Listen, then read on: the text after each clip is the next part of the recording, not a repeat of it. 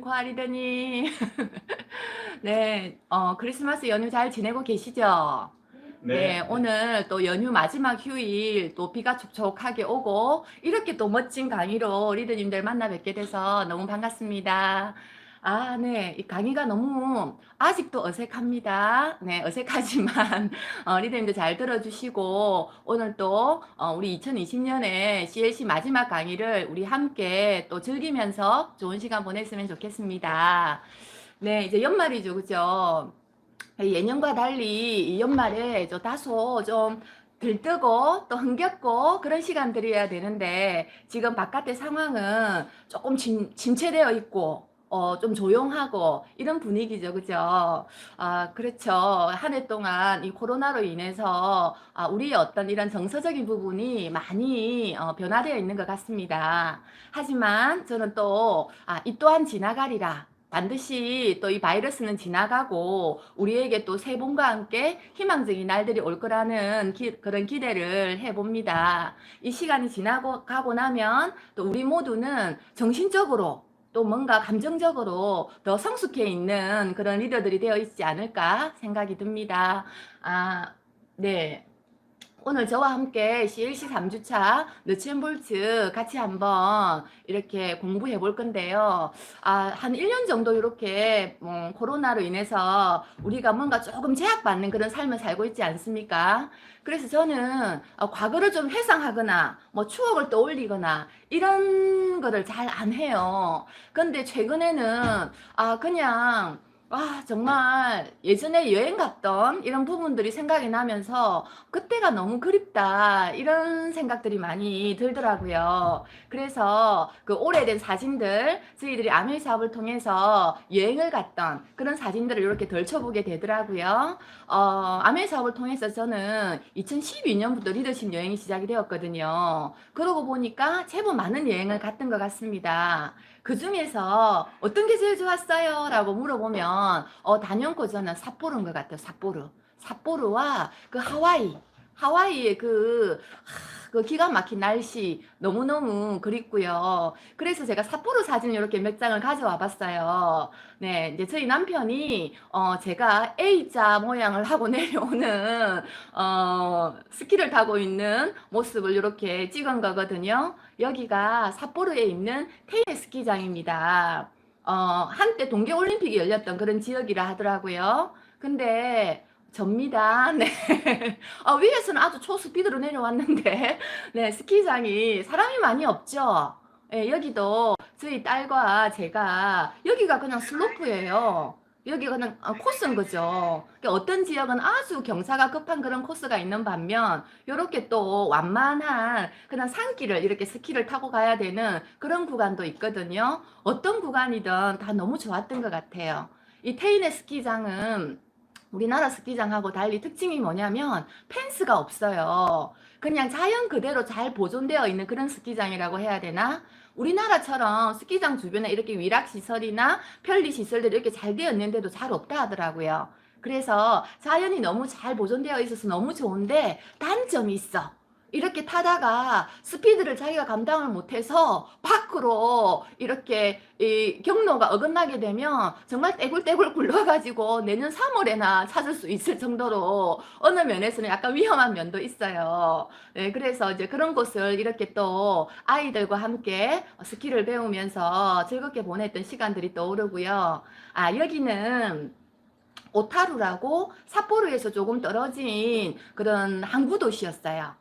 오타루는 원래 청어 생산으로 유명했대요. 청어가 너무 많이 잡혀서 한때 아주 부유한 그런 어촌 마을이었다 하더라고요. 그런데 청어 생산량이 이렇게 줄어들면서 오타루가 지금은 일본의 아주 유명한 관광지로 이렇게 변모해 있습니다. 그런데 그 삿포로나 오타루는 눈이 너무 탐스럽게 내려요. 정말. 그래서 여러분들 보신 것처럼 이렇게 하루 종일 눈이 내려도 그 눈을 맞아도 전혀 찝찝하거나 축축하거나 그런 느낌이 아니고 그냥 어깨에 잠깐 스티로폼이 내려앉은 느낌? 그 정도로 가볍고 기분 좋은 그런 눈입니다. 여기를 이렇게 또 이제 그 코스가 관광 코스가 들어있어서 오타루를 갔던 그런 생각이 나는데 이 오타루는 지금은 일본의 과자 유명하죠. 과자, 초콜릿, 그 다음에 오르골이라고 합니까? 그 빙글빙글 돌아가면서 음악 나오는 수공예로 그 오르골을 생산하는 그런 지역으로 유명하거든요. 그래서 거기서도 보냈던 이런 시간들이 너무 그립습니다. 그리고 이제 삿포로에서 보내는 밤 시간, 낮에는 스키를 타고 저녁이 되면 시내에 나와서 이렇게 눈을 맞으면서 맛있는 거를 먹으러 가고 아이들과 사진을 찍고 군고구마를 사 먹고 그랬던 2019년 1월, 2018년 1월의 모습입니다. 저희는 2018년, 19년 그 두 해 연속으로 삿포로를 갔었거든요. 그리고 너무 여기도 네 군밤 장수 같죠? 예, 이런 눈을 계속 맞아도 너무너무 기분 좋은 제가 좀 털어주려고 하고 있습니까? 예, 아주 보기 좋습니다. 연출 잘 됐죠? 네. 그리고 여기는요 그 테이네 스키장의 가장 고난이도 그 슬로프의 맨 꼭대기예요. 산의 정상이에요. 그러니까 아주 프로 스키어들만 올라갈 수 있는 그런 곳인데 과감하게 저희가 그냥 실력 무시하고 올라갔습니다. 워낙 여기는 높은 지대라서 그 리프트를 두 번을 갈아타고 가야 돼요. 그래서 정말 고산이니까 리프트도 흔들리고 눈보라가 장난이 아니겠죠. 거기서 우리가 한번 도전해보자 해가지고 저희 가족 4명이 산 정상에 올라가서 일단 기념 촬영을 했어요. 일단 촬영을 하고 이제 내려가야 되죠. 그죠? 어떻게 내려왔을까요? 네, 그날 저녁에 저는 죽는 줄 알았습니다. 네, 그래서 점심 먹고 여기 이제 최고급 코스로 올라갔는데 오후죠, 그죠? 내려오니까 저녁이 되어 있더라고요. 그래서 아이들은 워낙 또 이렇게 운동신경이 발달되어 있으니까 쌩 하고 내려갔는데 정말 저는 다리가 부들거려서 이 이후의 기억들은 별로 떠올리고 싶지 않군요. 하지만 아메이는 뭡니까? 도전이죠, 그죠? 모험이고 그래서 그냥 한번 올라가 보고 싶더라고요. 한번 도전해 보고 싶다. 죽기 하겠나 이런 생각이 들더라고요. 그래서 그렇게 보냈던 그 시간들이 너무너무 감사한 시간이었고 행복했던 그런 날들이었습니다. 삿포로가 다시 아메 여행지로 또 재택이 되겠죠. 그때는 이 어떤 그 강의를 듣고 있는 리더님들 모두가 저곳에 가 있어야 됩니다. 여러분들 스키 준비하시고 네 오늘이라도 집에서 연습 한번 해보시기 바랍니다. 네 그래서 또 그런 어떤 보상들이 우리에게 주어질 거고요. 오늘 그러면 이제 본격적으로 여러분들과 함께 해야 될 강의에 들어가도록 하겠습니다. 오늘 CLC 3주차는 너츠앤볼츠고요. 너츠앤볼츠는 탱코와 더불어 아메이 사업의 핵심적인 어떤 방법론인 거죠. 그래서 지난 시간에 10가지 아메이 사업을 하면 뭐 해야 돼? 10가지 탱코화를 배웠다면 오늘은 이 10가지 탱코화와 함께 12가지 핵심적인 방법론을 함께 알아보도록 하겠습니다. 이것들을 아메이 사업에서는 밥과 반찬이라고 하죠. 그래서 우리가 밥과 반찬이 내 몸에 들어가서 어떤 역할을 합니까? 피와 살을 만들죠. 그것처럼 이 탱코아와 너츠앤볼츠가 우리의 아메이 사업에 있어서 근육을 만들어줍니다. 그래서 이것들로 단련이 되면 우리가 밖에 나가서 누군가에게 아메이 사업을 잘 전달해서 그들이 이 일에 대해서 제대로 비전을 볼 수 있게 하는 그런 어떤 원동력이 되고 있습니다. 그래서 그 너츠앤볼츠 12가지 주제 중에서 첫 번째 사업 시작하기 주제부터 한번 들어가 보도록 하겠습니다. 이쯤 되면 리더님들 오늘 왜 질문 없어? 문제 없어? 기다리고 계시죠? 두구두구 오늘 첫 번째 문제가 나가도록 하겠습니다. 오늘 선물 쏩니까? 네, 쏜다고 합니다. 네. 네, 물줄은 따로 있습니다. 네, 오늘 첫 번째 문제 조금 생뚱맞을 수 있습니다. 네, 우리나라에서 2018년 겨울에 동계올림픽이 열렸죠. 우리나라에서 열린 2018년도 동계올림픽이 어디에서 열렸어요? 문제 아닙니다. 네, 문제 아니고 평창이죠. 그죠? 평창에서 23회 동계올림픽이 열렸습니다. 그러면 24회 올림픽이 2022년 열리겠죠? 24회 동계올림픽은 어느 나라, 어느 지역에서 열릴까요? 이게 문제입니다. 네, 댓글 달아주세요.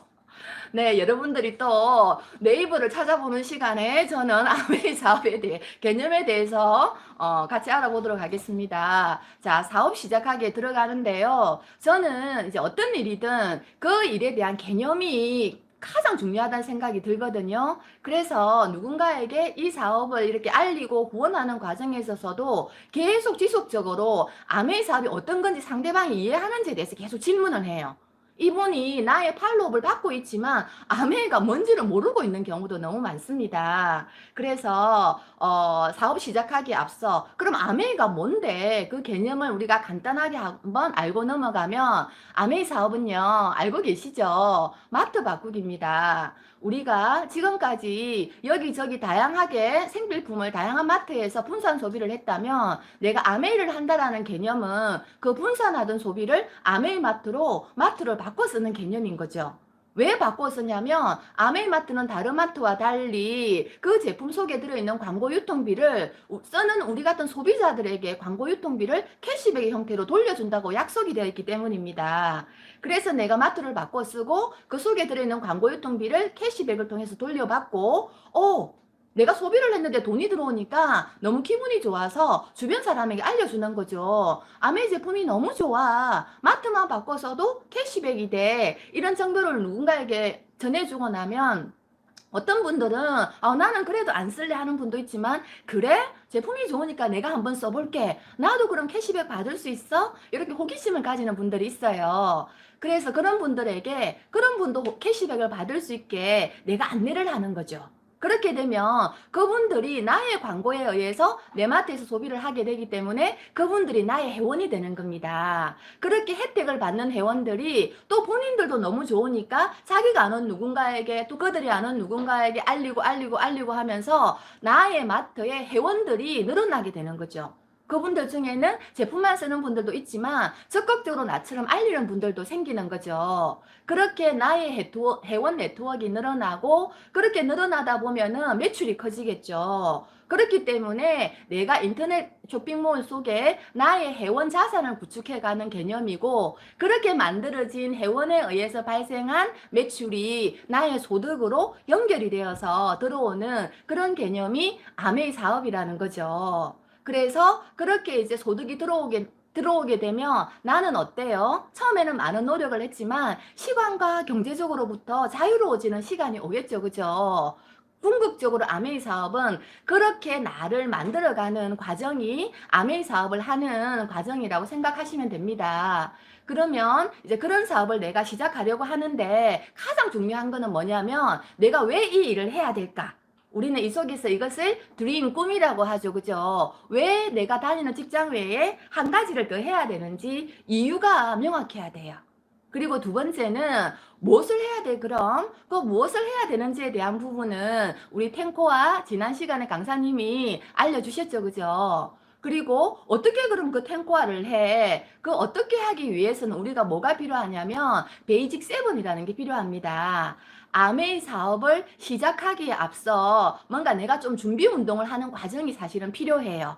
그게 뭐냐면 베이직 7이라고 가장 기초적인 7가지 우리가 정립해야 되는 그런 어떤 문제가 있습니다. 그래서 그 7가지가 뭔지를 한번 보고 넘어가도록 하겠습니다. 네, 베이직 7입니다. 가장 기초적인 7가지 내가 핵심적인 어떤 가치라고 보시면 되고요. 그 중에 사명선언문이 있습니다. 우리가 일상적인 생활을 할 때 사명선언문에 대해서는 많이 들어보지 않으셨을 거예요. 근데 이 사명선언문은 뭐냐면 내가 한평생을 내 인생을 살아갈 건데 나는 어떤 사람이 되고 싶은가? 그게 이제 나의 사명인 거죠. 내 삶의 사명이 뭔가를 내가 정하고 살아가는 게 사명선언문이거든요. 그래서 이런 말이 있죠. 생각대로 살지 않으면 사는 대로 생각하게 된다. 내가 내 삶을 주도적으로 어떤 의식을 가지고 살지 않으면 남들이 사는 대로 그냥 따라 흘러가게 됩니다. 그래서 이 사명선언문은 나는 개인적으로 어떤 사람이고 싶은지 나는 가정적으로 아니면 내가 종교가 있다면 영적으로 아니면 내가 하는 일에 있어서 사회적으로 나는 어떤 가치를 추구하며 살고 싶은지를 내가 정하고 살아가는 거죠. 그리고 그렇게 정한 것들을 하나의 문장으로 간략하게 만드셔도 됩니다. 저는 어떤 사명을 가지고 있냐면요. 나 윤영경은 아메 사업을 통해서 시간과 재정적 자유인이 되어 에브리데이 크리스마스를 누리며 에브리데이 크리스마스인 삶을 사는 성공한 여성 CEO이다. 이게 저의 사명이거든요. 너무 멋지죠, 그죠? 저는 반드시 그렇게 살아갈 겁니다. 여러분들도 여러분의 사명을 한번 정해보십시오. 그리고 두 번째, 인생연대표입니다. 인생연대표. 아, 그죠? 우리가 이 세상에 태어날 때는 나의 의지대로 내가 태어나신 분이 있을까요?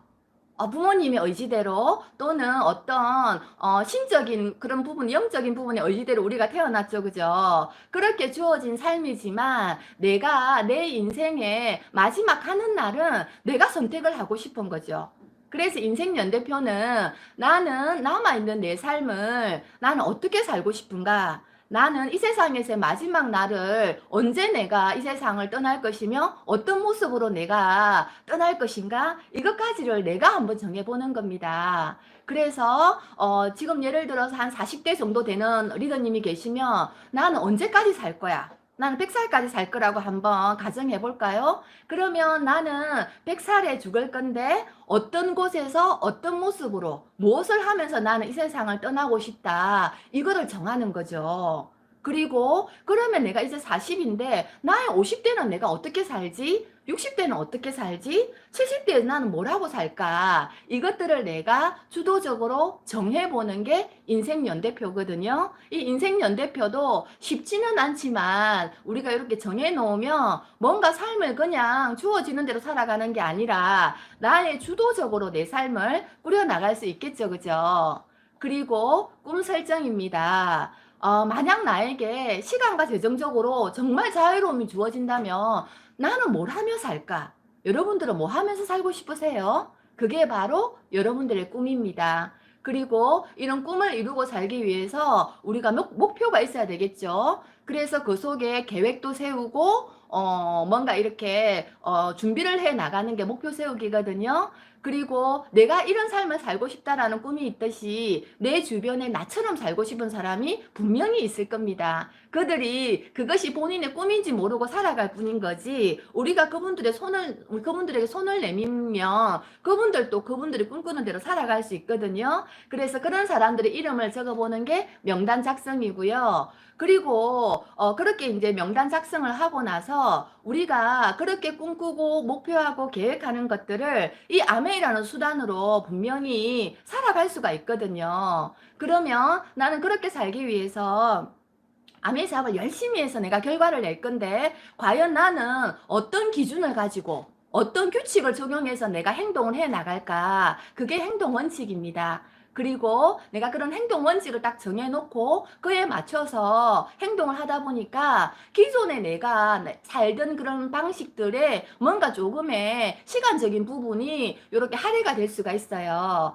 그래서 많은 내가 해야 되는 일 중에서 무엇에 내가 우선순위를 두고 어떤 부분은 내가 조금 대가 지불을 할까? 그것을 누가 정해주는 게 아니라 나 스스로 정하는 게 대가 지불이거든요. 그래서 이 7가지를 베이직 세븐이라고 하는데 아멘 사업을 내가 한번 시작해 보겠다라고 마음을 먹었으면 그 전에 내 인생에 대해서 조금 곰곰이 묵상을 하시면서 이 베이직 세븐을 한번 생각을 해보시는 것이 도움이 되실 거라 생각이 듭니다. 자, 1번 문제 답 나왔습니까? 지난 소문에 의하면 지난달 제가 강의할 때 질문에 대해서 채팅창이 조용했다라는 썰렁한 이야기 들었습니다. 네, 정답 발표해 드릴까요? 정답은 2022년 중국의 베이징입니다. 네, 다 맞추셨죠? 박은하 리더님, 네, 추첨을 통해서 박은하 리더님 당첨되셨습니다. 축하드립니다. 네, 그래서 이렇게 베이직 세븐이 이제 결정이 되고 나서 그러면 구체적으로 사업 초기에 우리가 뭘 준비해야 될까? 조금 전에 말씀드렸던 그 꿈을 작성하셔서 가시화시키셔야 됩니다. 그리고 슈퍼 바꿔쓰기, 맛도 바꿔쓰기였죠. 두 번째는 나는 어떤 제품부터 한번 써보지? 제품 애용에 대한 계획을 가지셔야 되고요. 세 번째는 나와 함께 이 제품을 쓸 사람, 나와 함께 추가 수입을 준비할 사람의 명단을 구축하는 겁니다. 그리고 그분들에게 그냥 바로 아메이 하는 게 아니라 어떻게 조금 자연스럽게 알릴 수 있을까? 그래서 만남과 초대라는 게 있는데 그런 방법을 연습하고요. 그리고 스폰서님의 도움을 받아서 학습하는 그런 시간들이 필요합니다. 홈미팅 준비를 하셔야 되고요. 그리고 처음에는 스폰서님의 도움을 받아서 사업이 진행이 되겠지만 결국은 이 일은 나 스스로 할 줄 알아야 되거든요. 그래서 스스로 사업 설명할 수 있는 준비도 하셔야 되고요. 그러고 나서 잘 할 자신은 없으나 하나씩 하나씩 그 10가지 핵심적인 그런 행동론 탱코화를 시작을 하게 되면 우리의 아메이 비즈니스가 이제 시작이 되는 겁니다. 그렇게 해서 아메이 사업이 시작이 되고요. 두 번째는 꿈 가꾸기로 넘어가겠습니다. 꿈 가꾸기는요, 우리가 너무너무 많이 듣고 있죠. 당신 꿈은 뭐예요? 당신은 어떻게 살고 싶어요? 꿈이 너무너무 중요합니다. 여러분 어떻게 살고 싶으세요? 나는 어떻게 살고 싶은가? 우리가 이 긴 인생을 살아가면서 한 번쯤 생각을 해봐야 되죠. 그죠?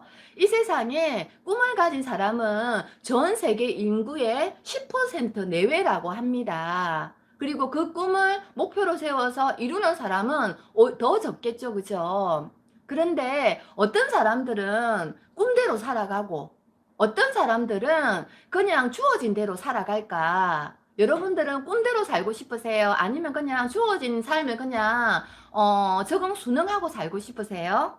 어떤 사람들은 그렇게 살까요? 그 차이는 학력도 아니고 능력도 아니랍니다. 뭐가 그것을 결정하냐면 꿈이 있는가 없는가가 자신의 삶을 결정한다고 합니다. 그래서 우리가 인생에 있어서 꿈을 가진다라는 거거든요. 인생의 목적지를 가지는 것과 똑같습니다. 인생을 흔히 여행이라고 비유를 많이 하죠. 우리는 이 지구별에 여행을 하러 온 거예요. 근데 나는 여행을 하러 왔는데 내가 여행을 떠나려고 대문 밖을 나가봤는데 나는 목적지가 없어. 어떻게 살고 싶은지 어디로 가고 싶은지 내가 목적지가 없다면 그 대문 앞만 계속 맴돌다가 삶을 마감을 하게 되겠죠. 하지만 그곳이 어디든 내가 목적지가 있다면 어떤 수단과 방법을 가지지 않고라도 그 목적지를 우리가 향해 나아가게 된다라는 거죠. 그래서 우리 삶에 있어서 꿈은 그만큼 중요하고요. 우리가 지금 이렇게 편리한 어떤 문명을 누리고 살고 있는 이 모든 것들도 누군가의 꿈에 의해서 만들어졌다고 합니다.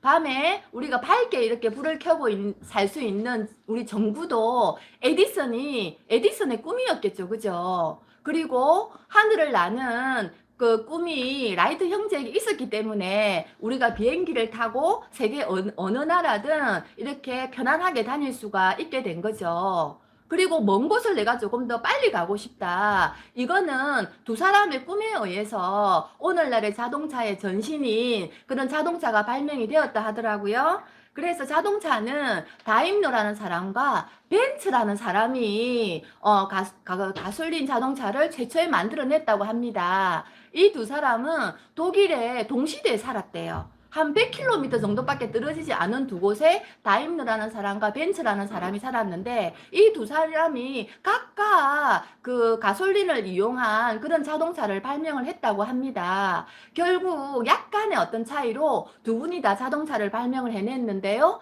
시간이 지나서 다임러가 만든 자동차 회사와 벤츠가 만든 자동차 회사가 나중에 합병을 했다 하더라고요. 그래서 이처럼 우리의 문명을 바꿔놓는 이런 어떤 위대한 모든 것들은 다 누군가의 꿈에서 시작이 되었거든요. 근데 우리는 이렇게 세상을 바꿀 수 있는 그런 어떤 의지는 없으나 내 인생을 뭔가 변화시킬 수 있는 내 인생을 바꿀 수 있는 그런 꿈은 우리가 가져가야 되지 않겠습니까? 그죠? 그래서 여러분들이 나는 어떻게 살고 싶은가? 이 막연한 질문에 대해서 한번 생각을 해보셔야 돼요. 그래서 내가 갖고 싶고 내가 하고 싶고 해주고 싶고 가보고 싶고 되고 싶은 모습 이런 것들을 구체적으로 적어 나가면 그게 나의 꿈이 됩니다. 나는 이러이러한 곳에서 이런 모습으로 이것들을 하면서 내가 살 거야. 이게 여러분들의 꿈이 되는 거죠. 근데 이 꿈은 강한 상상력이 필요하다고 해요. 그것을 우리가 꿈꾸는 능력이라 하거든요. 근데 모든 성공자들은 이런 꿈을 꾸는 능력이 있습니다. 그래서 여러분들도 아주 위대한 성공자가 되실 거죠. 그래서 어떻게 살고 싶은지 구체적으로 한번 생각을 해보시고 그것들을 우리들의 삶의 방향으로 잡았으면 좋겠습니다. 저는 이런 꿈이 있어요. 집에 대한 욕심이 많거든요. 그래서 진짜 내가 원하는 집에 살고 싶다. 최종적으로 어떤 부분을 보면 이 집에도 살고 싶고 저 집에도 살고 싶고 욕심이 너무 많거든요. 근데 최근에 들은 집은 타운하우스입니다.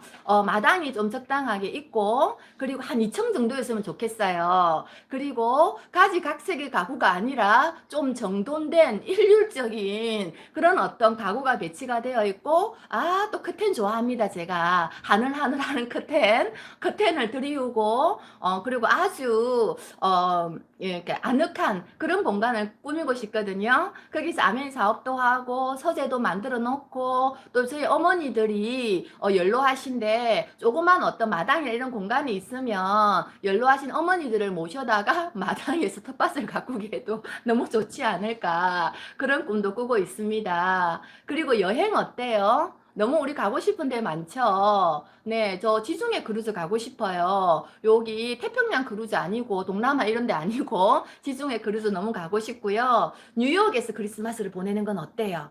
너무 멋지겠죠, 그죠? 그리고 캐나다나 로키 산맥을 가서 오로라를 보는 건 어떻습니까? 너무너무 가보고 싶죠, 그죠? 에펠탑에도 한번 가보고 싶고요. 시드니는 우리가 갈 거죠? 조만간 1년 후에. 그래서 가고 싶은 것들이 이렇게 많습니다. 그 모든 것들을 여러분들의 상황에 굴하지 마시고 한번 적어 보십시오. 그 모든 것들이 이루어질 거거든요. 그리고 제가 이제 크리스마스 연휴 때 엊그제 버킷리스트라는 영화를 봤어요. 말만 많이 들었는데 저는 실제로 보지 않았거든요. 근데 너무 감동적이고 따뜻한 영화였어요. 버킷리스트가 뭡니까? 내가 죽기 전에 이루고 싶은 그 리스트를 적은 게 버킷리스트죠. 그죠? 그래서 이 영화에는 짐 니콜슨과 모건 프리먼이라는 두 배우가 나와요. 근데 거기서 모건 프리먼은 그냥 우리나라의 전형적인 아버지의 모습이라고 해야 되나? 열심히 가족을 위해서 일을 하고 헌신하고 자기의 삶이 없이 그렇게 이렇게 나이가 들었는데 이제 한 60세, 70세 정도의 이제 늙은이가 되신 거죠. 근데 아직도 자동차 수리공으로 현직에서 일을 하고 계시고 자녀들은 그분의 헌신으로 잘 키워 놓으셨고 그리고 아내와 또 뭐 그럭저럭 가정도 잘 꾸려가고 있는 그런 어떤 상황인 거죠. 근데 이분이 암이 생기셨어요. 그래서 6개월에서 한 1년 정도밖에 못 산다는 그런 어떤 이제 판정을 받으시고 병원에 입원을 하게 됩니다. 그리고 이게 잭 니콜슨은 자수성가한 부자 재벌이에요. 그리고 이 모건 프리먼이 입원한 그 병원의 병원장이기도 하죠. 근데 이분도 자기가 어떻게 해서 자수성가를 해서 아주 부자가 됐지만 본인이 원하는 가정을 꾸리지는 못했어요. 네 번의 결혼이 실패를 하고 이분도 그 나이가 되어서 이제 암이 생겼는데 이분도 역시 6개월에서 한 1년 정도의 시한부 판정을 받으셨거든요. 근데 이 두 분이 이제 병실에서 만난 거죠. 근데 왜 병원장이 2인 1실에 입원을 하는 거야? 이 잭 니콜슨이 자기가 세운 그 병원에 자기가 아플 줄 모르고 원칙을 만들어 놓은 거예요. 이 병원은 무조건 2인 1실이다. 특실 같은 건 없다. 그래서 자기도 예외가 없이 이렇게 모건 프리먼과 같은 병실을 쓴 거죠. 처음엔 이 두 늙은이가 같은 병실에서 서로 이렇게 쟤 뭐야? 막 이런 느낌 있죠. 그래서 서로 막 이렇게 싫어하고 정말 내 가지가 없어. 막 이러는 어떤 반응이었는데 그렇게 티격태격 하다가 이제 서로가 각자가 항암 치료 받는 과정을 이렇게 겪어 나가는 거예요. 그러면서 너무너무 힘들어하는 모습을 바로 옆에서 보면서 서로에 대한 그런 애틋함 그리고 이제 약간의 그런 것들이 생긴 거죠. 그러던 어느 날 모건 프리먼이 이제 죽을 날이 얼마 남지 않았다는 걸 알고 자기가 종이에 뭔가 걱적거리고 있어요. 그래서 이 잭 니콜슨이 너 뭐하니? 라고 물어보니까 모건 프리먼이 너 알 필요 없어 하면서 막 적는 거예요. 이게 뭐 하는데 좀 보자 막 그러니까 안 보여주는 거예요. 그래서 참 미안하네. 뭐 하는데? 막 이러는데 안 보여주는 거죠. 그러고 나서 이 모건 프리먼이 적다가 이것들을 내가 이룰까 싶기도 하고 또 한편으로는 내가 한평생을 이렇게 열심히 살았는데 고작 이런 것도 못 해보고 내가 생을 마감해야 된다는 거야? 이런 생각이 들면서 그 종이를 구깃구깃해서 바닥에 버려요. 그거를 다음날 아침 일찍 일어난 잭 니콜슨이 주워서 이렇게 펴봅니다. 근데 그 펴보니까 가관인 거지. 그 재벌이 보기에는 별게 아닌 게 버킷리스트로 적혀 있는 거예요. 뭐 눈물이 나도록 한바탕 끌끌끌 웃기, 뭐 아프리카의 그 사파리 그 동물원 있죠. 거기를 가보기, 뭐 그런 거 있죠. 이집트 피라미드를 보고 오기, 막 이런 거예요. 그래서 잭 니콜슨이 막 이렇게 웃어요. 비웃어요. 니 그런 거 하고 싶었나? 뭐 이러면서. 그러니까 모건 프리먼이 그럼 니는 뭐 하고 싶었는데? 막 이렇게 하는 거죠. 그러니까 이제 잭 니콜슨이 자기도 딱 생각을 하는 거예요. 그러면서 자기의 그 버킷리스트도 이렇게 적어보는 거죠. 뭐가 있냐면 가장 아름다운 여인과 키스하기. 그 다음에 스카이 다이빙 해보기 뭐 그런 거 있죠, 그죠? 그래서 두 사람이 나 이거 하고 싶어, 나 이거 하고 싶어, 나는 이거 그러면서 그 버킷리스트를 적고 나서 잭 니콜슨이 뭐라고 제안하냐면 우리 어차피 죽을 거 이거 하러 한번 떠나보자라고 하는 거예요. 그래서 두 사람이 이렇게 뭐죠? 비서만 데리고 잭 니콜슨이 재벌이잖아. 부자잖아. 돈은 있잖아요. 그래서 두 사람이 그 버킷리스트를 이루기 위해서 떠나는 그런 여행을 이렇게 영화로 만든 거거든요. 그래서 그 영화를 보면서 참 이렇게 잔잔한 감동 이런 것들도 밀려오고 아 정말 삶에서 이러한 것들을 이루어가는 것들도 참 가치가 있겠다라는 그런 생각들을 하게 됩니다. 그래서 이제 이 이집트의 피라미드를 보고 이 두 사람이 노을 지는 그런 석양을 뒤로하고 이런 대화를 나눕니다. 모건 프리먼이 물어보죠. 자네 인생에서 기쁨을 찾았는가? 요거 이제 번역을 하면 제가 이런 것 같아요. 당신은 이렇게 살아오면서 진정 당신이 당신을 행복하게 해주는 일을 찾았어? 이걸 한번 물어보는 것 같아요. 그리고 당신의 인생이 다른 사람들을 기쁘게 해주었는가? 이건 물론 이게 번역한 건데, 당신의 삶이 누군가를 행복하게 해준 적이 있었어? 이런 것들을 서로에게 질문을 하거든요. 그러면서 이들이 마지막 남은 삶에 대해서 생각하는 그런 시간들을 갖게 됩니다. 결국은 이 영화에서는요, 이 두 사람의 버킷리스트가 다 이루어질까요? 네, 다 이루어집니다. 그래서 정말 히말라야 정말 이렇게 아프리카에 그런 사파리도 가보고요. 스카이 다이빙도 하고요. 그렇게 하는데 정말 배꼽이 빠지도록 껄껄껄 웃기. 이거는 모건 프리먼이 먼저 이제 병세가 위독해져서 거의 이제 죽기 전에 놓여 있거든요. 그런데 잭 니콜슨이 그 병실을 찾아가서 두 사람이 어떤 농담을 이렇게 하면서 정말 배꼽 빠지게 웃어요. 내일 모레 죽음을 앞둔 두 사람이. 그래서 그 비서가 그 꿈을 하나를 지우는 거죠. 그리고 세상에서 가장 아름다운 여인과 키스하기라는 잭 니콜슨의 꿈은 잭 니콜슨이 그런 상황이니까 가족이 없겠죠, 그죠? 근데 오래전에 관계가 나빠진 딸이 있었어요. 그래서 죽음을 앞두고 마지막으로 딸을 찾아갑니다. 근데 그 사이에 딸이 또 예쁜 딸을 낳아서 너무너무 예쁜 손녀가 이렇게 나오는 거예요. 엄마 뒤에 숨어서 할아버지가 온 거죠. 할아버지가 이렇게 빼꼼 이렇게 내다봅니다. 잭 니콜슨이 그렇게 예쁜 그 손녀를 이렇게 안으면서 그 아이에게 입을 맞추는 거죠. 세상에서 가장 아름다운 여인에게 키스하기. 그 꿈을 또 이루게 됩니다. 그리고 맨 마지막에 이분들이 이제 그 여행을 떠나서는 히말라야 산맥을 보고자 하는 게 꿈이었는데, 산의 상황이 너무 안 좋아서 정상으로 올라갈 수가 없었어요. 그런데 비스가 그거를 알죠. 그래서 이 두 사람이 이제 죽고 나서 그 유골 있죠. 유골을 이제 어떤 통에 담아서 비서가 그 유골을 히말라야 산에 그 눈 속에 가서 이렇게 파묻어 주죠. 그래서 두 사람의 유골을, 그래서 비서가 마지막으로 그 히말라야 산맥 오르기 그 꿈을 버킷리스트를 지우면서 이 두 사람의 모든 버킷리스트가 이제 다 이루어졌다라고 하면서 이 영화가 이렇게 클로징 되거든요. 그래서 너무너무 감동적이고 정말 어떠한 삶이 지어 언정, 저렇게 또 아름다운 마무리를 하는 저런 삶이 참 아름답다라는 생각이 저도 들었습니다. 연휴 때 한번 꼭 보세요. 그리고 요즘에 이제 우리 드림코아 팀에서 비전보드 만들기 많이 하죠. 그죠? 저희도 오늘 CAC 강의 마치고 우리 제이나 리더님이 비전보드를 어떻게 만드는지에 대한 부분을 강의를 해 주실 겁니다. 이 사진은 켈리 체가 비전보드 만드는 방법에 대한 그런 강의를 하더라고요. 제가 지난주에 한번 들어봤거든요. 이분은 매년 비전보드를 만든답니다. 우리가 꿈이라고 하면 내가 몇 평의 아파트 살기, 뭐 벤처 사기, 부모님께 뭐 100만 원 용돈 드리기, 정말 너무 간절하지만 어느 면에서는 정말 그게 가능할까라는 이런 어떤 막연한 생각이 드는 거죠. 그래서 그런 꿈들은 우리가 장기적으로 조금 이렇게 보고요. 단기적으로 그러면 내년에 당장 1년 동안 내가 뭘 하고 싶은지를 한번 먼저 만들어 보는 그런 비전 보드를 먼저 만들어 보는 게 어떨까 생각이 들거든요. 그래서 켈리 제가 이제 작년에 2019년도에 이분이 본인이 만든 그 비전 보드를 이렇게 이제 설명을 해 주세요. 이분은 2019년 12월에 어떤 그 비전을 가지고 1년을 살 거라고 계획했냐면 그분의 핵심 키워드는 뭐였냐면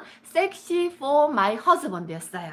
나는 내 남편에게 가장 섹시한 여자가 될 거야. 그래서 이 살들을 좀 다 빼고 그리고 나의 복근을 초콜릿 복근을 만들어서 짜잔 우리 남편에게 정말 매력적인 모습을 보여줘야지 이게 이분의 1년 동안의 비전이었어요.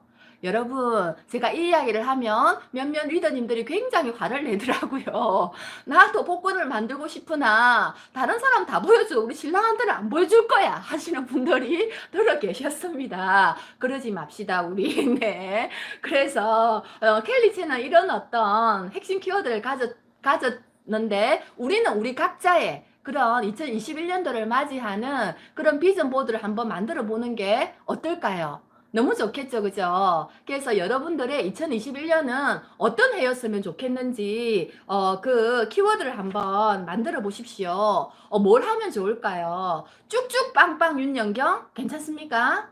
안 되겠습니까? 네. 월천 여사 어때? 월천 여사? 월천 여사는 경쟁이 아주 치열하더라고요.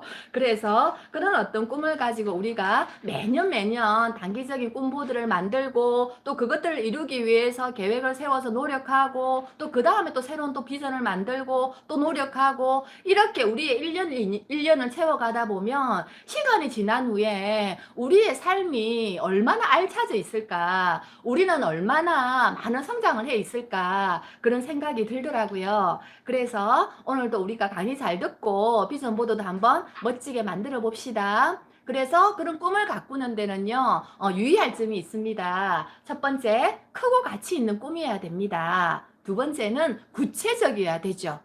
그날의 그런 뭐 어떤 아주 디테일한 것까지 내가 상상을 하셔야 됩니다. 그리고 그렇게 꾼 꿈을 보드를 만드셔서 또는 휴대폰 화면에 넣어서 매일매일 볼 수 있게 가시화를 시키셔야 그래야 그 꿈에 에너지가 들어가고 그 에너지를 받은 꿈이 실현이 된다고 합니다. 그래서 그렇게 우리가 꿈을 가꾸고요. 두 번째 질문 넘어갈까요? 네. 긴장되시죠? 네. 두 번째 질문. 두구두구두. 오늘 진행 요원들이 좀 흥미가 떨어지는 것 같습니다. 네, 두 번째 질문.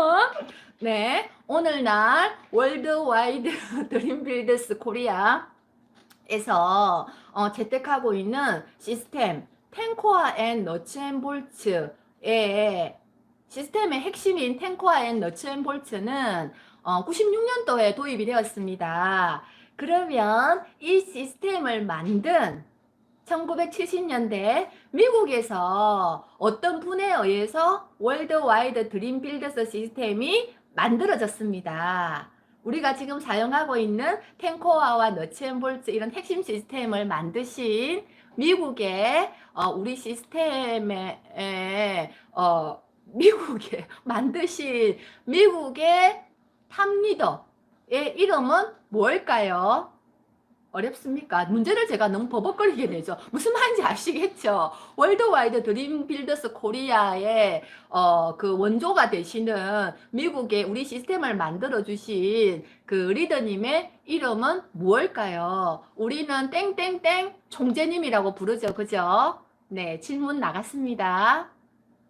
어렵구나.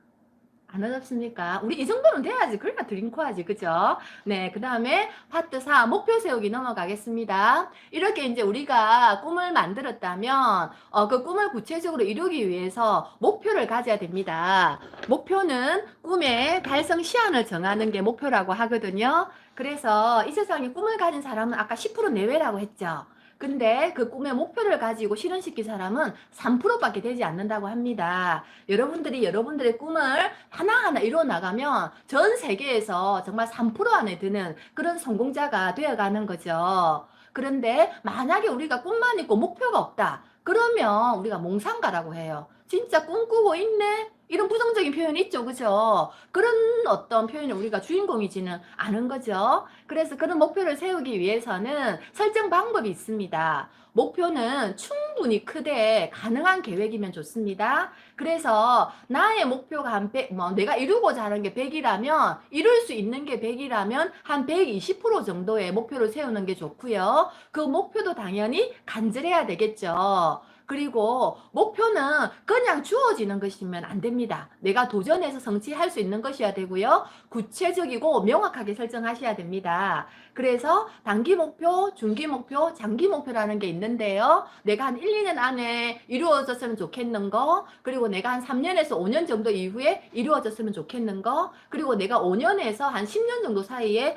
이루어졌으면 좋을 그런 목표를 우리가 구체적으로 설정을 해보시면 아멘 사업에 있어서 도움이 되십니다. 그렇게 내가 목표를 가지고 나서는요, 나와 함께 꿈을 이루어가고 목표를 이루어갈 친구가 필요하겠죠. 그 친구의 이름을 적는 것을 명단 작성이라고 합니다. 아멘 사업에 있어서 우리가 명단 작성하면요, 사람들이 좀 두려움을 느끼기도 해요. 뭔가 내가 아는 사람을 끌어들여야 된다는 거야? 라는 생각이 드시면 이 일의 가치나 본질에 대해서 다시 한번 공부를 하셔야 됩니다. 저는 이 명단을 누구를 끌어들인다는 개념이 아니고 이 멋진 비전을 모르고 있는 사람들에게 기회를 준다라는 그런 생각을 하고 있거든요. 그래서 저는 그 명단에 나의 명단에 당신이 들어있다라는 거는 축복이야 라는 생각을 하고 있습니다. 그런 자부심으로 명단을 작성하셔야 되고요. 우리 주변에 나처럼 그렇게 살고 싶은 꿈을 실현하고 싶은 사람이 있는가? 누가 추가 수입을 원하는가?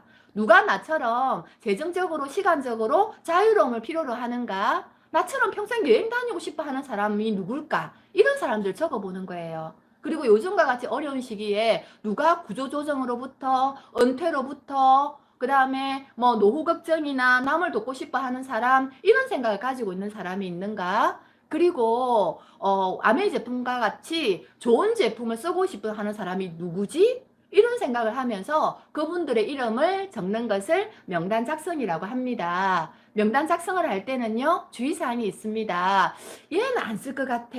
이 사람은 아메이 같은 거 안 할 것 같은데? 이런 생각하고 계시죠? 그런 선입견을 가지면 아무도 쓸 수가 없습니다. 아메이 사업은 그냥 슈퍼 받고 쓰고 캐시백 받고 캐시백 받고 싶은 욕구가 있으면 그 받고 싶은 사람에게 자산 만들어주고 그래서 심플하게 하셔야 되기 때문에 선입견을 갖지 말아야 됩니다. 그리고 그 명단을 그룹별로 분류를 하셔가지고요. 누구에게 먼저 알릴까? 알리는데도 순수가 있습니다. 우선순위가 결정이 돼야 돼요. 누가 조금 더 긍정적인 사고를 가지고 있지? 누가 나처럼 꿈과 목표가 있지? 누가 사회적으로 조금 영향력을 끼치고 조금 안정된 삶을 살고 있지? 그렇게 하셔서 조금 높은 점수를 받으신 분들에게 먼저 알리면 여러분들의 사업이 조금 유리하게 진행이 됩니다. 그분들은 어쩌면 조금 더 이 일을 잘 알아듣고 이해를 하실 분들이거든요.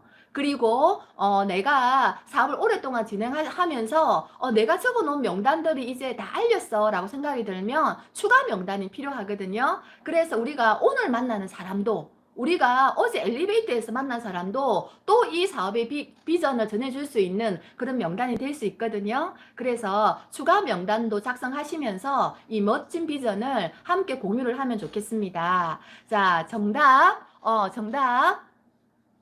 아시죠? 네, 람퓨어리 총재 맞습니까? 맞습니다. 네, 정답 쓰셔서 추첨이 이미 끝났습니다. 장혜진 리더님 축하드립니다.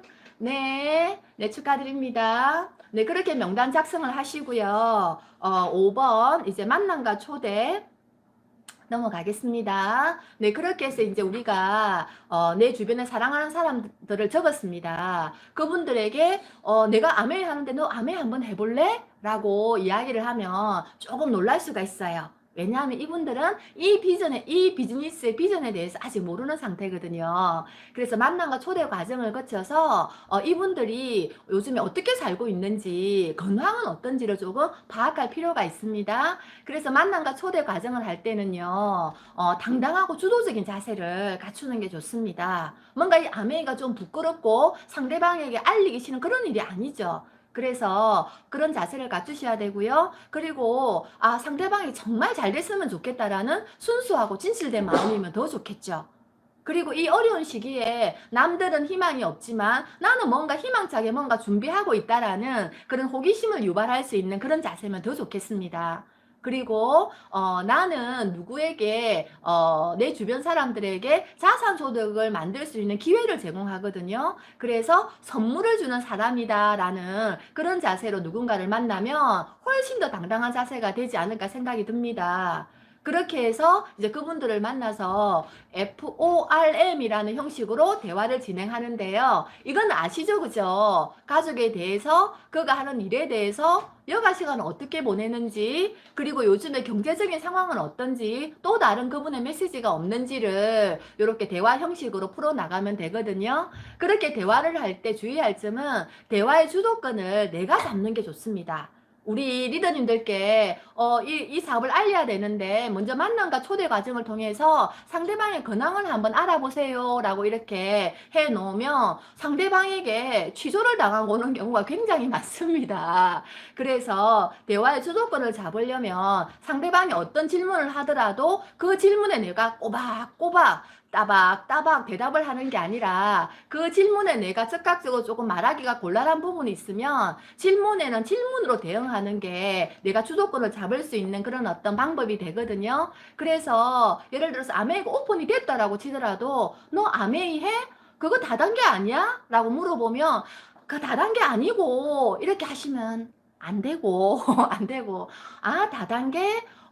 넌 다단계를 어떤 거라고 생각하고 있어? 이런 식으로. 그럼 상대방이 있어? 라고 물어봤기 때문에 상대방이 대답을 하겠죠. 그러면 이 친구는 이렇게 생각하고 있구나. 내가 상대방의 생각을 알 수가 있는 거죠.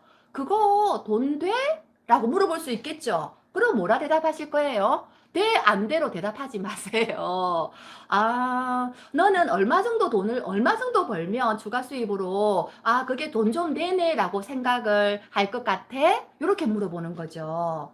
그래서 이렇게 대화를 하다 보면 내가 대화의 주도권을 잡게 되고요. 그 과정에서 중요한 거는 상대방의 이야기를 내가 잘 경청하셔야 됩니다. 다른 생각하지 말고 상대방의 말을 끊어서도 안 되죠. 그죠? 그리고 그런 대화를 통해서 이 친구는 뭐에 대해서 관심이 있는지, 어떤 니즈가 있는지를 내가 파악을 하셔야 됩니다. 만남과 초대를 했는데도 상대방의 니즈를 내가 파악을 못했다라는 거는 어쩌면 내가 한 귀로 듣고 한 귀로 흘렸을 수가 있거든요. 그래서 그런 어떤 자세로 만남과 초대 과정을 하시고요. 그 다음에 내가 이제 아메를 한다 또는 나 뭔가 준비하고 있다라는 힌트를 줘놨죠. 그죠? 그 다음에 다시 만나서 그분에게 내가 하고 있는 일에 대해서 설명을 하는 겁니다. 그것이 사업 설명이라고 하고요. 쉐어드 플랜 또는 쇼드 플랜이라고 합니다. 이 사업 설명은 아메이 마케팅을 소개하는 겁니다. 그래서 내가 지금 인터넷 쇼핑몰을 창업을 했는데 이런 일이야 라고 상대방에게 오픈을 하는 거고요.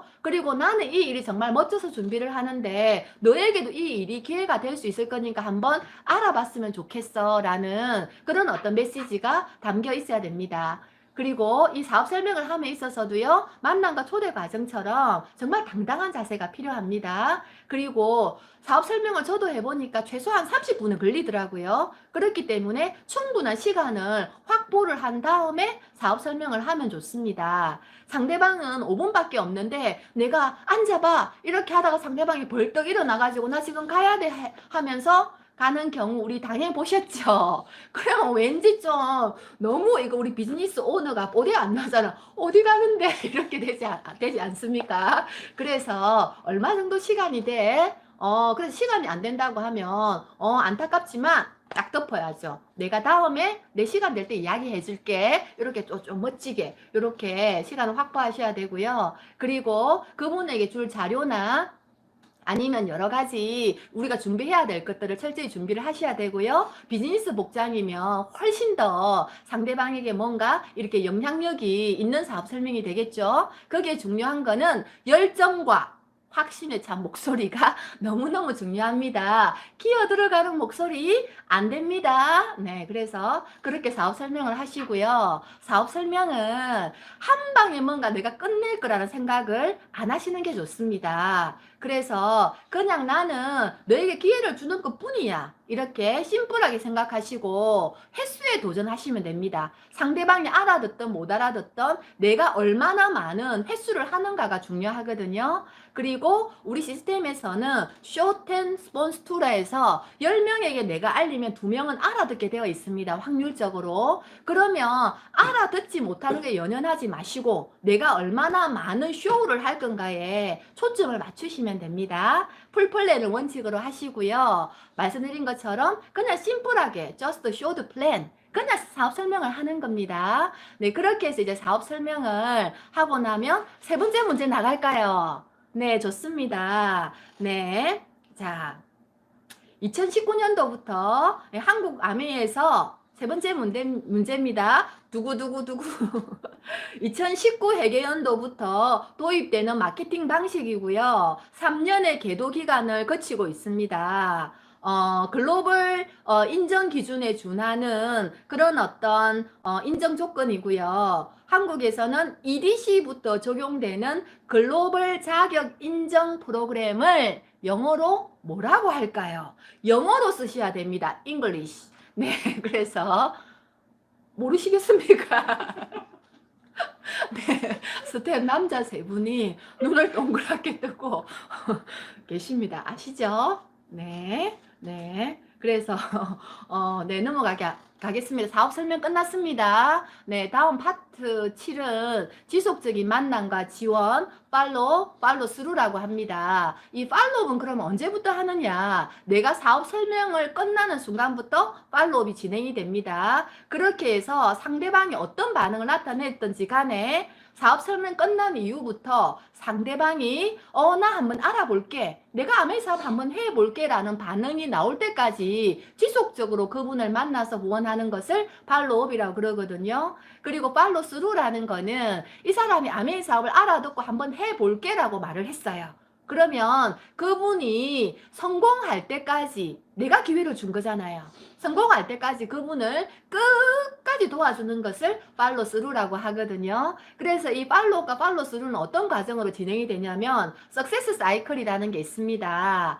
이 석세스 사이클이 아메이 사업의 어떤 성공으로 가는 그런 어떤 사이클이거든요. 아메이 사업을 하시는 분들은 이 석세스 사이클을 지속적으로 돌리셔야 돼요. 그래서 앞서서 우리가 꿈을 먼저 설정하고 명단을 적고 만남과 초대를 하고 사업 설명을 했죠. 그죠? 그 다음에 뭘 해야 되냐? 팔로우 과정에 들어가는데 이 사업 설명을 통해서 상대방이 어떤 나타내는 반응이 있습니다. 하지만 그 반응에 연연하지 마시고 그분에게 책과 응원을 드리면서 이거는 너에게 도움되는 거니까 한번 읽어보고 한번 들어봐 라는 그런 자료를 드리고 그 다음에 그 사람을 다시 만나러 가는 것으로부터 팔로우업이 시작이 됩니다.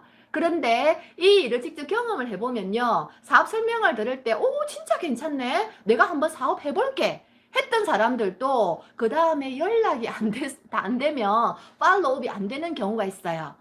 하지만 사업 설명을 했는데 난 는 뭐야라고 부정적인 반응을 나타냈던 분들도 그 다음에 다시 만나지고 팔로우업이 진행이 되면 그분은 부업이나 사업을 할 가능성이 높아집니다. 그래서 사업 설명을 했을 때 그 반응은 전혀 신경을 안 쓰셔도 되고요. 어떻게 하면 그 다음에 이 사람을 다시 만나서 책과 음원을 지속적으로 전달을 하면서 이분이 아메이 사업에 대한 이해도를 조금 더 높일 수 있을까? 이것들을 이제 우리가 궁리를 해야 됩니다.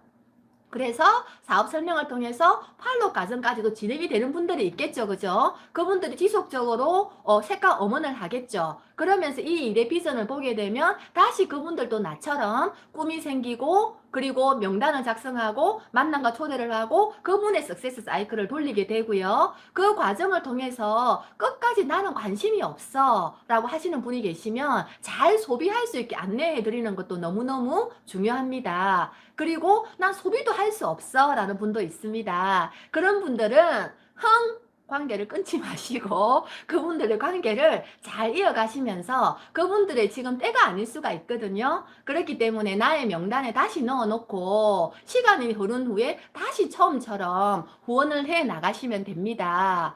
그래서 이 과정을 우리가 지속적으로 하는 거를 석세스 사이클을 돌린다고 그러고요. 사업 설명도 중요하고 만남과 초대도 너무너무 중요하지만 이 팔로우 과정을 얼마나 내가 끈기 있고 지속적으로 하는가에 따라서 우리 사업에 있어서 후원과 소비자 관리의 어떤 그런 결과를 만들어질 수가 있습니다. 그래서 이런 팔로우를 할 때 주의할 사항이 있어요. 상대방의 반응에 연연하지 않고 내가 주도적으로 진행한다. 이게 굉장히 명심해야 될 내용이거든요. 저는 사업 설명을 하고 나서 제가 그 팔로우의 주도권을 제가 잡으려고 해요. 당신이 내 마음에 들지 않으면 난 당신을 팔로우하지 않겠어요 라는 생각이 저에게는 있습니다. 그래서 몇 분은 팔로우를 당하고 싶어도 못 당하는 분도 있습니다. 그래서 이 사업의 주도권을 내가 쥐고 있어야 되고요. 그 사람이 아무리 강하게 노를 하더라도 저 사람 뭔가 좀 꿈이 있는 사람이야. 열정적인데 저 사람 뭔가 욕구가 강하네. 그런 사람이 있으면 우리가 끝까지 이 일을 제대로 이해할 수 있게 안내를 하셔야 됩니다. 그리고 사업 설명 이후에 48시간 이내에 그 사람 팔로우 하는 게 너무너무 중요하고요. 그리고 계속 지속적으로 끈기 있게 만나는 거 너무너무 중요합니다. 그렇게 만나러 가서 그냥 가서 내가 그분의 이야기만 듣고 올 게 아니라 나의 메시지를 전달하셔야 되고요. 그리고 보충적으로 책이나 음원과 같은 자료도 그분에게 잘 전달해서 그분이 내 이야기만 듣는 게 아니라 객관적인 자료를 통해서 이 일을 잘 이해할 수 있게 우리가 도움을 주셔야 됩니다. 그리고 이 팔로우를 가서 어떤 이야기를 해줄까요? 라는 부분은 우리 시스템에서 8회 차팅으로 잘 나와 있거든요. 스폰서님께 또 한 번 더 자세하게 안내 받으시면 도움이 되실 겁니다. 그리고 팔로 스루가 있었죠. 그죠? 팔로 스루는 내가 후원한 사람을 끝까지 성공할 수 있게 도와주는 과정이라고 했죠. 그래서 그 성공할 수 있도록 돕는 과정, 팔로 스루도 너무너무 중요합니다. 그럼 나는 어떤 자세로 내가 알린 사람을 성공할 수 있게 도와줄까? 어떤 자세가 중요할까요? 저는 자녀를 양육하는 부모님의 자세.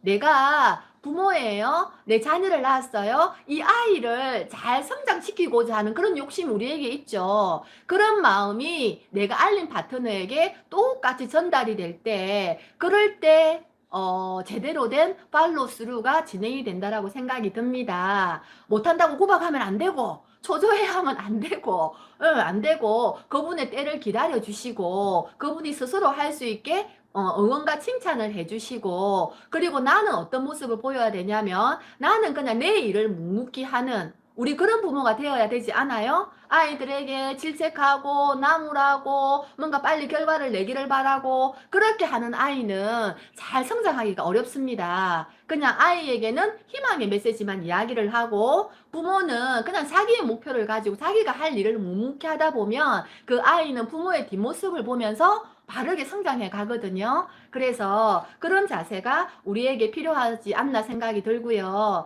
이 사업을 함에 있어서 우리는 항상 무엇을 생각해야 되냐면 나는 어떤 스폰서인가? 나는 정말 큰 네트워크를 가지고 싶죠. 하지만 나의 어떤 모습을 바라보면 우리 파트너들이 나처럼 하면 정말 좋겠어. 우리 파트너들이 나처럼 하면 내 네트워크는 정말 대박이야. 이런 어떤 생각에 예스라는 대답이 나오면 우리의 사업은 정말 성공적인 거죠. 그런데 우리 파트너들이 나처럼 하면 되겠나라는 생각을 하고 계시면 바로 나의 자세부터 변화를 하셔야 됩니다. 그래서 그런 마음으로 우리가 팔로우를 해야 되고요. 자, 정답 나왔습니까? 정답은 GAR 맞습니까? 썰렁. 이 반응 뭐죠? 네, 정답자 있습니까? 넘어가라고요? 네. 없습니까? 너무 궁금해서. 8번 사업 키우기 넘어가겠습니다. 사업 키우기. 아메이 사업이 메칼프의 법칙이라는 게 있습니다. 네트워크의 가치는 참여자 수의 제곱에 비례하는 게 메칼프의 법칙인 거죠. 그래서 아메이 비즈니스와 같은 이런 네트워크의 어떤 성장 속성을 나타내는 이 법칙이거든요. 여기서 보시다시피 아메이 사업이나 다른 네트워크 사업도 마찬가지고 우리가 초기에는 어느 정도 회원 자산이 만들어질 때까지는 내가 했던 노력 대비 결과가 만족스러운 결과가 나오지 않을 수가 있어요. 하지만 지속적으로 계속 내가 회원을 늘려가는 그런 행위를 하다 보면 이 네트워크 회원이 증가함에 따라서 제곱에 비례한다고 했지 않습니까? 그렇기 때문에 시간이 지나면 정말 배가의 원리로 성장을 하게 되어 있습니다. 그런데 대부분의 사람들은 그 배가의 원리가 적용되기 전에 이 일을 그만두는 경우가 많아요.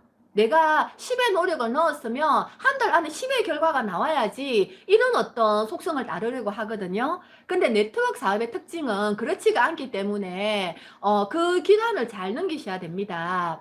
로버트 기요사키라는 분 혹시 많이 들어보셨죠? 부자 아빠의 비즈니스 스쿨이라는 책을 쓰신 분입니다. 이분은 일본계 미국인 사업가신데요. 이분은 어릴 때 어떤 환경 때문에 나는 자라서 사업을 할 거고 진짜 억만장자가 될 거야. 그리고 젊었을 때 나는 은퇴를 하고 싶어. 이런 어떤 꿈을 가지고 젊었을 때부터 사업을 시작하신 분입니다. 그래서 이분이 여러 가지 이제 사업을 하면서 시행착오 많이 겪었겠죠. 실패를 하고 때로는 너무너무 이제 가난해져서 정말 길에서 뭐죠? 이렇게 노숙자 생활도 하고 그런 과정을 거치더라도 이분이 끝까지 사업을 하셔서 마지막에 성공을 하셨죠. 그리고 그분이 바라는 대로 젊었을 때 은퇴하신 그런 어떤 사업가시거든요. 그래서 이분이 여러 가지 어떤 책을 쓰시면서 그러면서 많은 사람들에게 자신의 사업을 구축하세요라는 그런 메시지를 던져주고 있죠. 그래서 부자 아빠, 가난한 아빠, 부자 아빠의 비즈니스 스쿨 이런 어떤 많은 책을 쓰셨는데요.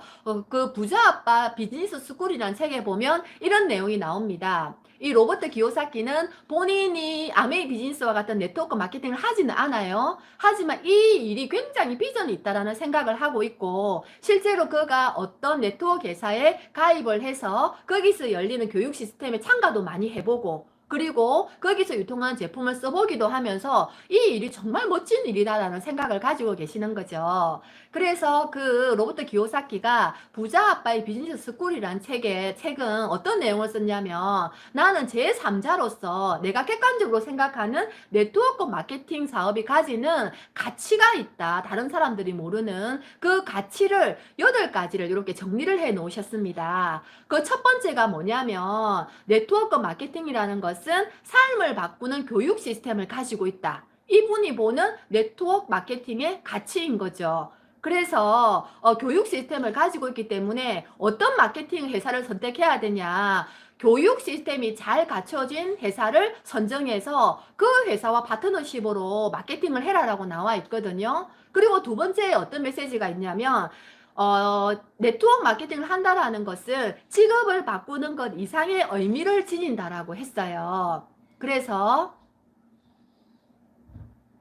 네, 네. 그래서 단순히 우리가 내가 직장 다니다가 아메를 하나를 더 해. 그러면 그냥 흔히 쉽게 생각하는 것들이 쟤는 직장 다니다가 아메이 하네 이런 개념이 아니라는 거죠.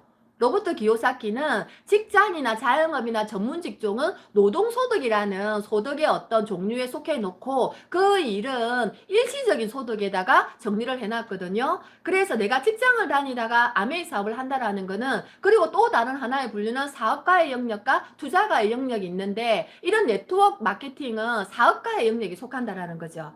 그래서 아메이 사업을 한다라는 거는 단순히 직장을 바꾸고 직업을 바꾸는 게 아니라 노동소득에서 자본소득의 소득원을 바꾸는 일이다라는 그런 가치를 이야기를 하고 있거든요. 그래서 이 일이 많은 사람들이 알아듣기 쉽지는 않다. 하지만 가치가 있다라는 이야기가 그 책에 나와 있는데, 그러면 그 일을 어떻게 잘할 수 있을까? 많은 사람들이 이 일이 비전이 있지만 왜 하다가 그만두느냐면 성장 곡선이 다른 일과 다르기 때문이라고 나와 있습니다. 그래서 로버트 기요사키는 비즈니스 스쿨에 이런 어떤 그래프를 그려놨어요. 이 그래프는 뭐냐면 새가 알에서 깨어나서 아기 새가 이제 이렇게 비상을 하는 그런 과정이거든요. 엄마 새가 아기 새를 이렇게 부화를 시켜서 그 아이에게 처음에는 먹이를 갖다 주고 하다가 나중에는 그 아기 새에게 너도 이제 날 때가 돼서 한번 날아봐 라고 하겠죠. 얘는 새기 때문에 분명히 날 수 있는 능력이 있는 거예요. 그래서 엄마는 날아봐 라고 하는데, 이 아기 새는 해보지 않은 일이 두려운 거죠.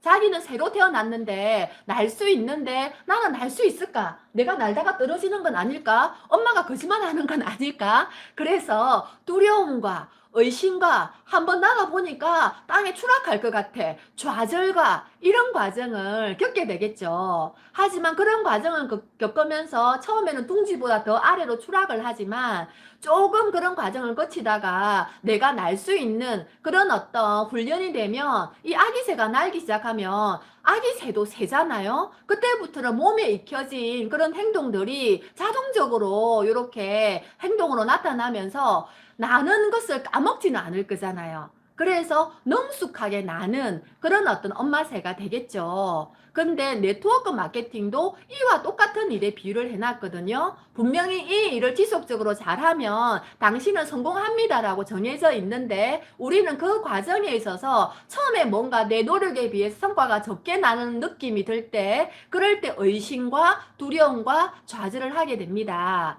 그래서 그 과정을 잘 이겨내면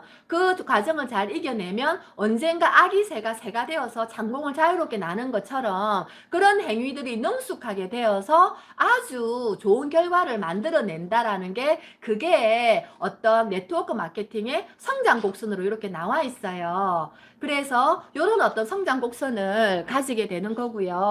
그러면 우리 아메이 사업은 어떻게 그럼 사업을 키우느냐? 첫 번째, 제품 애용이 너무너무 중요합니다. 아메이 사업은 경험에 바탕을 둔 진실한 광고 사업입니다. 그리고 나의 제품 사용 경험을 통해서 애용자 클럽을 만드는 일이고요. 그렇기 때문에 내가 써본 제품의 범위, 사용 속도, 신제품 사용 경험, 이런 것들이 내 네트워크의 크기를 결정을 합니다. 그리고 내가 애용한 제품이 내 사업의 아이템이 되기 때문에 내가 좀 더 다양한 제품을 경험해 봄으로써 내 사업을 키울 수가 있습니다. 그리고 제품도 써보는 거와 마찬가지로 이 마케팅에 대한 비전도 함께 공유를 해 나가야 되겠죠. 그래서 사업 설명이란 것도 병행을 하게 됩니다. 그러면 우리가 말씀드린 것처럼 10명에게 알리면 알아듣는 두 사람이 함께 하게 되는 거죠. 그런 과정을 후원이라 하거든요. 그래서 우리의 사업은 이렇게 함께 제품을 쓰는 소비자 그룹과, 그리고 나와 함께 적극적으로 알리는 그런 후원자의 그룹을 함께 균형 있게 성장시켜 나감으로써 우리의 네트워크를 성장시킬 수 있는 그런 근간이 됩니다.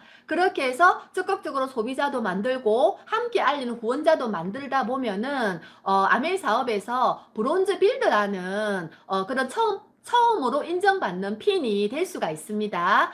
내가 써보고 좋은 경험을 알려서 한 3그룹 정도를 만들어서 그들이 한 6만 원에서 한 7만 원 정도 소득을 벌 수 있는 사람이 될 수 있게 도와주면 내가 15% 이상의 그룹 매출이 발생을 하고요. 그렇게 됐을 때 나에게 돌아오는 소득이 최소 한 80만 원에서 많게는 한 120만 원까지 정도의 수입이 만들어지거든요. 이런 핀을 브론즈 빌드라고 하는데, 내가 1차적으로 안정적으로 이 브론즈 빌드핀의 목표를 한번 가져보고요. 그 다음에는 내가 안정적으로 한 100만 원 정도의 소득이 들어오기 시작하면 내가 알렸던 그 세 분도 브론즈 빌드가 될 수 있게 도와주는 게임입니다.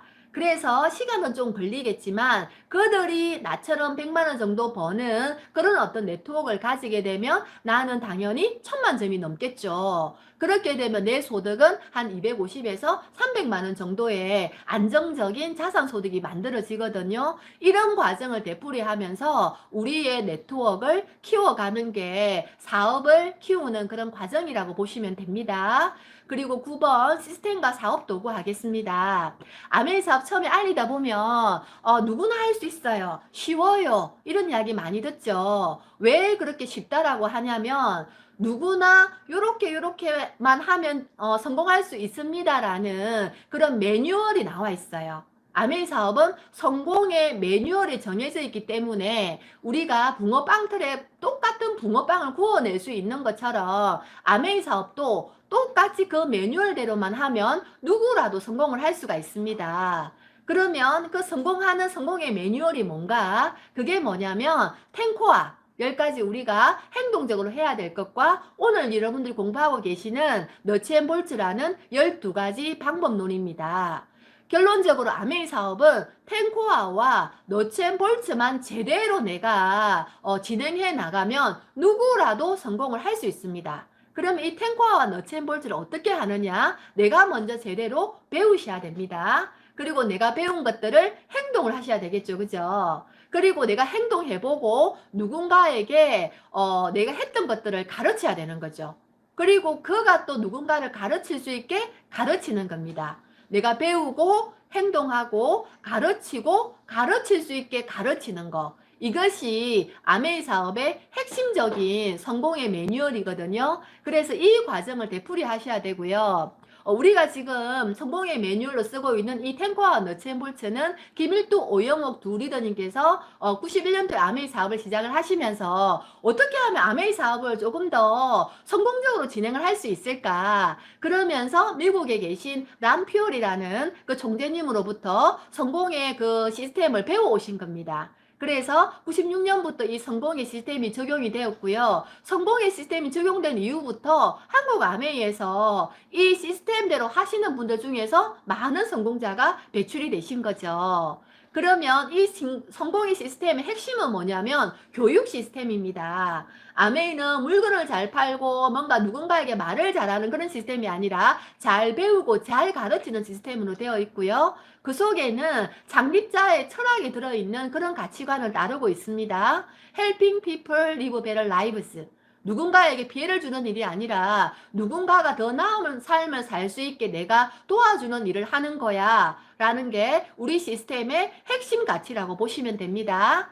그리고 그 시스템 속에 또 우리가 조금 쉽게 이용할 수 있는 도구를 쓰면 낫겠죠. 그래서 우리가 쓰는 책, 음원, 또 이런 미팅, 그리고 스폰서님도 도구가 될 수 있습니다. 그런 도구들을 잘 활용해서 시스템대로 사업을 하시면 누구라도 정말 성공을 할 수 있는 그런 비즈니스가 아메이 비즈니스입니다. 네, 그렇게 해서 이제 9번까지 끝났고요. 질문 하나 더 할까요? 네, 문제 4번 내겠습니다. 두구두구두구두구. 잘 듣고 계시죠? 네, 1월 5일부터 출시되는 뉴트라이트 신제품입니다. 개인 면역 강화에 도움이 되고요. 유산균, 아연이 한 캡슐에 포함되어 있습니다. 유산균 50억 마리, 프로바이오틱스가 들어있고요. 아연 하루 권장량의 100%가 들어있습니다. 이 제품의 이름은 무엇일까요? 풀네임으로 적어주세요. 네. 네, 앞서서 낸 문제 정답자 풀려드렸습니까? 통과 어려웠나요? 죄송합니다. 네. 네, 앞선 문제 정답은 GAR, 그죠? 네, 이제 10번 네트워크의 균형 넘어가겠습니다. 네트워크의 균형. 네트워크를 균형 있게 잘 만들고 싶죠. 그래서 이 네트워크의 균형은 상담을 통해서 스폰서님에게 조금 더 디테일하게 배워보십시오. 가장 기본적인 개념만 설명하겠습니다. 내가 있고 내가 누군가에게 알리면서 이 일이 시작이 되는 거죠. 그래서 내가 누군가에게 알릴 때 나와 직접적으로 아는 분들에게 알려서 그분들을 나의 회원으로 만드는 것을 나의 퍼스널이라고 하고 윕스라고도 하거든요. 해바라기처럼 이렇게 폭으로 넓혀 나가는 겁니다. 그리고 내가 알린 분을 통해서 그분을 통해서도 누군가와 연결이 되어서 내려가겠죠. 그것은 깊이로 내려간다고 해서 뎁스라고 하거든요. 그래서 이 네트워크는 내가 직접적으로 아는 폭으로 넓혀가는 윕스와 그리고 내가 알린 사람을 통해서 연결되어서 이렇게 깊어지는 뎁스로 이루어져 있고요. 우리가 사업을 하다 보면 이 윕스와 뎁스의 균형을 잘 맞추어야 안정적인 네트워크가 만들어지고 나의 소득도 안정이 됩니다. 그래서 윕스는 우리의 소득을 결정을 하고요. 뎁스는 우리 소득의 안정성을 결정한다고 그러거든요. 내 소득이 많았으면 좋겠습니까? 내 소득이 안정적이었으면 좋겠습니까? 둘 다였으면 너무 좋겠죠. 그래서 이 비즈니스를 하면서 우리가 윕스도 많이 넓혀 나가고 뎁스도 균형 있게 뿌리 있게 내려가면 정말 멋진 네트워크가 만들어집니다. 11번 의사소통 방법 넘어가겠습니다. 우리가 이 비즈니스를 하다 보면요. 처음에는 내가 아는 사람과 인간관계로 이렇게 시작이 됩니다. 내가 누군가에게 전달을 하면서 그래서 그렇게 이제 사업이 진행이 되는데 시간이 지나면 이 인간관계가 확장이 돼요. 그래서 내가 아는 사람의 아는 사람 또는 내 파트너가 좋아하는 사람, 내 파트너의 가족, 내 파트너의 친구, 그 친구의 뭐 가족 이런 식으로 네트워크가 계속해서 확장되어 내려가죠. 그런데 내가 리더라면 그분 한 분 한 분들과 다 좋은 인간관계를 맺어가면서 내 네트워크를 만들어 가야 되겠죠. 그죠? 그래서 정말 우리가 이 일을 하면서 중요한 거는 뭐냐면 의사소통 방법인 것 같아요. 그래서 이 의사소통 방법은 내가 나다움, 원래 나야. 나는 원래 이래. 이런 어떤 나의 스타일을 고집할 게 아니라 어떤 자세를 갖춰야 되냐면요. 리더로서의 자세를 갖춰야 되는 거죠.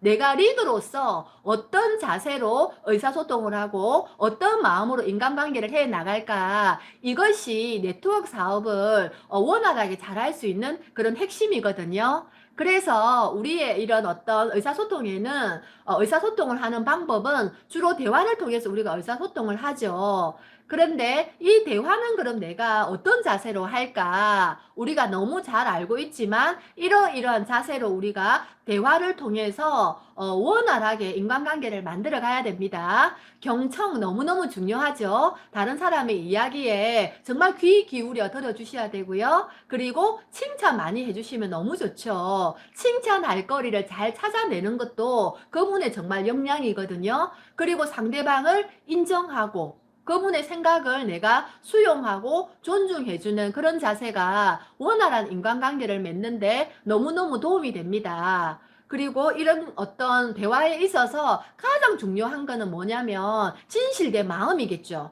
내가 칭찬하는 척하고 인정하는 척하고 수용하는 척하는 거와 진심으로 수용하고 인정하는 것은 분명히 상대방이 느낄 수가 있습니다. 어린 아이들도 그런 것들 다 느낀다 하더라고요. 그래서 이런 자세를 갖추는데 그 밑바탕에는 정말 내가 진심으로 상대방을 사랑하고 존중하고 긍휼히 여기는 그런 자세를 가지는 것이 가장 원활한 인간관계를 하는데 도움이 됩니다. 네, 제가 방금 낸 문제 정답 밸런스 within immunity. 네, 정답자 너무 많이 올라왔다면서요. 네, 이언영 리더님 당첨되셨습니다. 축하드립니다. 네, 그래서 이런 자세를 가지고 우리가 원활한 의사소통을 진행해 갔으면 좋겠습니다. 이제 마지막 오래 달려오셨습니다. 마지막 주제 자세와 자기 이미지. 그래서 지난 시간에도 우리 공부를 하셨겠지만 어떤 자세가 그럼 필요한가? 가장 중요한 거는 배우는 자세겠죠. 내가 모르는 일을 배워서 가르쳐 줘야 되는 일이 아메이 마케팅입니다. 그래서 배우는다라는 것은 겸손하다는 의미예요. 내가 모르고 있다가 전제가 돼야 되겠죠. 저도 이렇게 많은 사람들을 만나면서 나 다 알아요. 안다니까요. 하는 사람 치고 아는 사람 못 봤습니다. 뼈가 익을수록 고개를 숙인다고 정말 아는 사람은 안다라고 하지 않아요. 그 사람에게서 그냥 알고 있음이 뿜어 나오는 거죠. 그래서 우리는 정말 내가 만족할 수 있는 하이핀이 될 때까지 끝까지 배우는 자세를 유지하셔야 되고요. 긍정적인 자세 너무 중요합니다. 우리가 살아가면서 늘 문제는 있을 수가 있어요. 하지만 그 문제를 내가 문제로 받아들이느냐 아니면 그 문제를 그냥 대수롭지 않게 생각하고 넘어가느냐 그게 긍정적인 자세를 결정짓거든요. 너무너무 중요하고요. 열정적인 자세 필요하겠죠.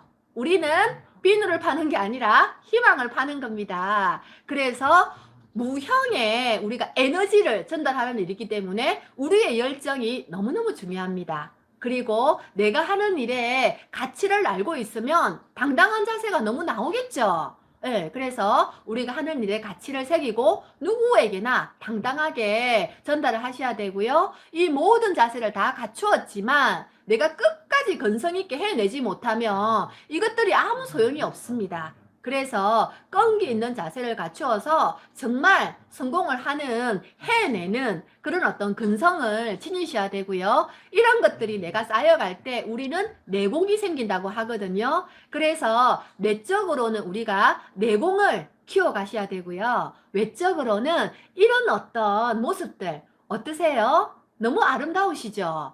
이런 헤어스타일, 이런 어떤 의상, 이런 어떤 표정, 저는 가장 이런 어떤 모습에서 자극받는 것은 저 미소입니다. 미소. 저 미소를 너무 담고 싶다. 저 미소가 외적인 어떤 이미지를 다 포함하겠구나라는 생각이 들거든요. 그래서 저런 멋진 어떤 자세를 가져가면서 우리도 멋진 리더가 되기를 소망합니다. 오늘도 이렇게 12가지 주제를 빠르게 달려왔습니다. 내용이 많은데 제가 조금 이렇게 빨리 진행하느라 조금 건너뛴 것도 다음에 또 보충이 될 겁니다. 이제 올해가 2020년이 며칠 안 남았죠. 5일밖에 안 남았죠. 5일이 지나고 나면 우리에게는 또 2021년이라는 선물 같은 한 해가 주어집니다. 저는 새로운 한 해가 주어진다는 것은 내 인생에 깨끗한 도화지가 하나 주어진다는 생각을 해요. 그 도화지에 또 나는 1년 동안 어떤 그림을 그리면서 내 인생을 채워갈까 너무너무 기대가 되거든요. 어쨌든 이 코로나는 백신으로 인해서 끝이 날 거고 우리는 또 새로운 어떤 한 해를 맞이하게 될 겁니다. 많은 사람들이 이런 일을 경험하면서 뭔가 추가 수익에 대한 니즈가 생길 거고 그리고 사이드 잡에 대한 그런 필요성을 많이 느끼게 될 겁니다. 그러면서 우리가 하고 있는 일에 많은 사람들이 관심을 가질 거고요. 여러분들의 파트너가 많이 생기고 많이 생겨 늘어나면서 우리 네트워크가 2021년에는 더 성장할 거라는 저는 희망을 가져봅니다. 그러면 더 좋아질 건데 21년의 도화지에는 나는 어떤 그림을 그려갈까? 저는 많은 파트너들과 함께 시드니를 반드시 갈 겁니다. 저 위치에서 저 오페라 하우스를 반드시 파트너들과 함께 바라볼 거고요. 그리고 다이아몬드들에게 예정되어 있는 스페인을 저는 갈 겁니다. 파밀리아 성당이라더라고요. 가우디가 살아서 갑작스럽게 전차에 치여서 죽는 바람에 미완성으로 남는 그 건축물이 파밀리아 성당이라 하더라고요. 바르셀로나의 명소로 되어 있고요. 그리고 세비야 광장 TV에서만 봤는데 너무 멋졌습니다. 저기를 내가 가봐야 되는데 그 생각하고 있거든요. 저기에 가면 그 세비야 성당에 콜럼버스의 관이 있대요. 콜럼버스가 나는 죽어도 스페인 땅을 다시 밟지 않겠다. 라고 얘기를 했기 때문에 콜럼버스의 관이 4명의 전직 왕에 의해서 공중에 들려 있다고 합니다. 그런 아주 재미있는 역사와 함께 직접 그 관을 가서 보고 싶다라는 생각을 했거든요. 2021년도에 저의 도화지에 그려진 그런 그림입니다. 그리고 나이는 1살 더 먹으나 마음은 정말 너무너무 젊고 밝고 아름답게 저런 멋진 미소를 가질 거고요. 저런 파스처, 저런 미소와 저런 온화한 눈빛을 가지고 누군가에게 이 사업을 전달하면 이 사업을 못 알아듣는 분이 어디 있을까요? 그래서 2021년 더 멋지고 더 성장하는 나를 도화지에 그려 넣어야 되겠다라는 생각을 했습니다. 제 강의가 여기까지 끝이고요. 2020년 우리 1년 동안 함께 뛰어주시고 함께 응원해 주시고 많은 것들을 함께 겪어내신 우리 리더님들 너무너무 감사합니다. 여러분들이 있어서 이 해가 더더 빛나지 않을까 생각 들거든요. 2021년에는 더 성장하고 더 많은 보상 누리고 우리 멋지게 해낼 수 있거든요. 함께 정말 똘똘 뭉쳐서 멋진 결과 만들어내는 그런 한 해 만들어 봅시다. 감사합니다. 사랑합니다.